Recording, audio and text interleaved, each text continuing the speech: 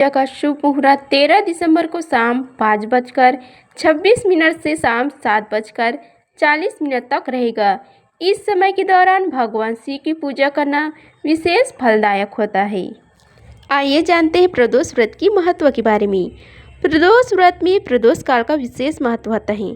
आप सभी को बताते कि त्रयोदशी तिथि में सूर्य अस्त के बाद का समय प्रदोष काल कहलाता है। हिंदू धर्म में इस समय भगवान शिव की पूजा करना अत्यंत शुभ माना जाता है।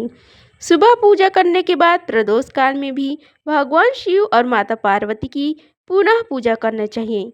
मान्यता है कि यह व्रत जीवन में सुख, शांति और समृद्धि लाता है। इसके साथ ही प्रदोष व्रत करने से न केवल व्यक्ति की समस्याएं दूर होती हैं, बल्कि उन्हें मानसिक शांति भी मिलती है। इसके अलावा महादेव की कृपा से भक्त के सभी दुख और कष्ट समाप्त हो जाते हैं और उन्हें मनवांछित फल की भी प्राप्ति होती है। आइए अब जानते हैं शुक्र प्रदोष व्रत की कथा के बारे में। जिस प्रकार एकादशी व्रत में भगवान श्री हरि विष्णु की पूजा की जाती है, उसी प्रकार त्रयोदशी का व्रत यानी प्रदोष व्रत में भगवान शिव की पूजा की जाती है। जब त्रयोदशी का व्रत शुक्रवार के दिन आ जाए तो उस व्रत को शुक्र प्रदोष व्रत कहते हैं। शुक्र प्रदोष व्रत करने से भगवान शिव और माता पार्वती के साथ साथ शुक्रदेव की भी कृपा और आशीर्वाद प्राप्त होता है। शुक्रदेव दैत्य और दानों के भी गुरु हैं तथा जीवन में सुख तथा समृद्धि और वैवाहिक सुख देने वाले हैं। यदि किसी जातक की जन्म कुंडली में शुक्र ग्रह खराब अवस्था में बैठा हो तो उसे शुक्र प्रदोष व्रत का पालन करना चाहिए। इस व्रत को करने से जीवन में वित्तीय तथा वैवाहिक समस्याओं का निवारण करने में मदद मिलती है। शुक्रदेव जी की पूजा में सफ़ेद रंग का विशेष महत्व है, अतः उनकी पूजा के लिए सफ़ेद रंग के फूल, फल, मिठाई, वस्त्र आदि का उपयोग किया जाना चाहिए। शुक्र प्रदोष व्रत के दिन शिव जी के पंचाक्षरी मंत्र ओम नमः शिवाय तथा शुक्र ग्रह बीज मंत्र ओम द्राम द्रीम द्रौम साह शुक्राय नमः अथवा ओम सुम शुक्राय नमः का जाप करना चाहिए। यदि संभव हो सके तो इन मंत्रों से अपनी क्षमता के अनुसार हवन में आहुतियाँ भी डालनी चाहिए।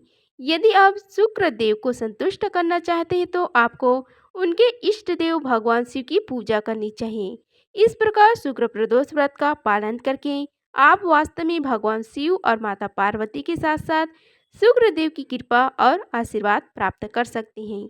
इस व्रत का पारण अगले दिन शिवलिंग पर जल चढ़ाने से होता है। आइए अब जानते हैं प्रदोष व्रत की कथा के बारे में।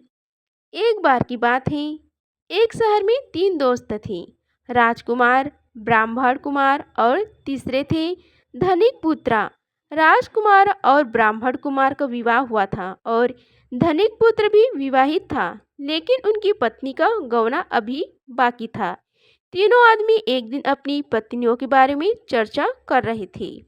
उसके बाद ब्राह्मण कुमार ने चर्चा के दौरान कहा, महिलाओं के बिना घर भूतों से भरा होता है। जबकि धनिक ने यह सुना तो उसने तुरंत अपनी पत्नी को वापस लाने का फैसला किया।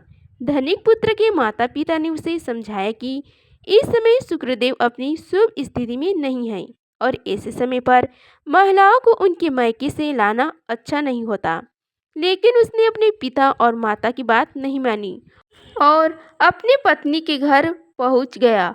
उनकी पत्नी के घर वालों ने भी उसे यह बात समझाने की कोशिश की, लेकिन उसने उनकी बात भी नहीं मानी। अतः उन्होंने दुल्हन की विदाई की व्यवस्था कर दी और धनिक पुत्र को घर ले जाने के लिए एक बैलगाड़ी आई। वापस आते समय बैलगाड़ी का पहिया टूट गया, जिससे बैल का पैर टूट गया। इससे दूल्हा और दुल्हन दोनों परेशान थे। हालांकि वे चलते रहे। थोड़ा और चलने के बाद डाकैतों ने उनका रास्ता रोक लिया और उनके सभी आभूषणों और उनके पास मौजूद धन को भी लूट लिया। अंत में जब वे घर पहुंचे तो वहां धनिक पुत्र को सांप ने काट लिया। उसके पिता ने एक वैद्य आयुर्वेद चिकित्सक को बुलाया, जिन्होंने उन्हें बताया था कि अगले दिन 3 दिनों में वह मर जाएगा। जब ब्राह्मण कुमार ने धनिक पुत्र के बारे में सुना तो उससे धनिक पुत्र के माता पिता से शुक्र प्रदोष व्रत करने के लिए कहा और उन दोनों पति पत्नी और पति को वापस उसके घर भेजने के लिए कहा। धनिक पुत्र उसके घर वापस चला गया और धीरे धीरे शुक्र प्रदोष व्रत की मदद से उनकी हालत में सुधार होने लगा और उसके सिर पर मंडरा रहे सभी कतरे धीरे धीरे खत्म हो गई। अगर आप सभी को हमारी वीडियो अच्छी लगी होगी तो वीडियो को लाइक कीजिए, चैनल को सब्सक्राइब कीजिए और कमेंट बॉक्स में ओम नमः शिवाय लिखिए। धन्यवाद। मिलते हैं अगले वीडियो में, तब तक के लिए हर हर महादेव।